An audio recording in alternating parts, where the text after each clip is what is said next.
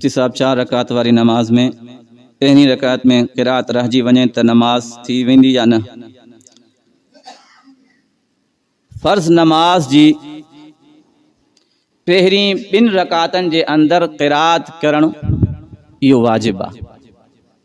फ़र्ज़ नमाज जे अंदरि जेकॾहिं तव्हां 4 रकात फ़र्ज़ पढ़ो था, पहिरीं 2 रकातनि जे अंदरि तव्हां क़िरात न कई आहे त इहा वाजिब रहण जे करे तव्हां बाद में जेकियूं आख़िरी 2 रकातूं आहिनि उन में क़िरात कयो ऐं पोइ तव्हांखे आख़िरी तशहुद जे अंदरि सजदे सहाव करणो पवंदो, पोइ तव्हांजी नमाज़ थींदी।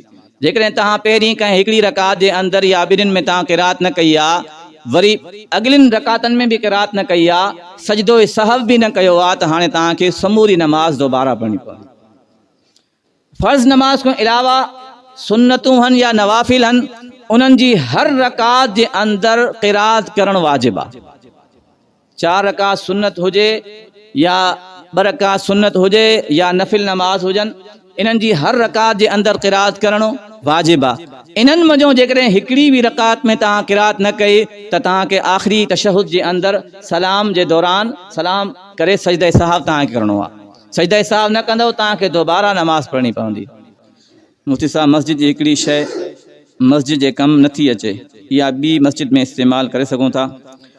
मस्जिद जी का अहिड़ी शइ जेकी इज़ाफ़ी आहे, मस्जिद में बिल्कुलु इस्तेमालु नथा कयो या उनजो इस्तेमालु करणु ज़रूरी बि न आहे, त उहा शइ वेचे करे उनजी क़ीमत उन मस्जिद में इस्तेमालु करणी आहे, कंहिं ॿिए सूरत में इस्तेमालु करणी आहे।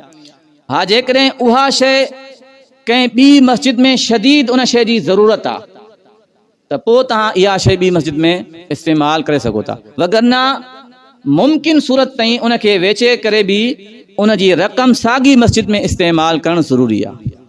साईं मस्जिद में कुर्सियूं ऐं सोफ़ा रखी वेहणु जाइज़ आहे। मस्जिद अहिड़ी जॻह आहे जिते हर तबके जो माण्हू, चाहे अमीर हुजे, ग़रीब हुजे, सरदार हुजे या को किसान हुजे, हर माण्हू मस्जिद जे अंदरि हिक ही कैफ़ियत में वेंदो। हा, जेकॾहिं को माज़ूर माण्हू आहे, कंहिंखे गोॾनि में तकलीफ़ आहे, त ज़रूरत जी बिना ते उन शख़्स खे कुर्सी रखी ॾियणु जाइज़ आहे।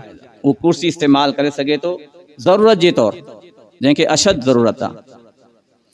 ऐं या वरी को दीन जो तक़ाज़ो आहे, दीन जे कंहिं बि तक़ाज़े जे लाइ जेको अशद ज़रूरी आहे, उन तक़ाज़े जे लाइ बि मस्जिद जे अंदरि कुर्सी वग़ैरह इस्तेमालु करणु जाइज़ आहे। बाक़ी इन खां अलावा हिकिड़ी नुमाइश जे एतबार सां अल्लाह जे घर में मस्जिद जे अंदरि कुर्सियूं, सोफ़ा डेकोरेशन करे उन में मानी खाइणु या को रिफ्रेशमेंट करणु, इहा मस्जिद जे आदाब जे ख़िलाफ़।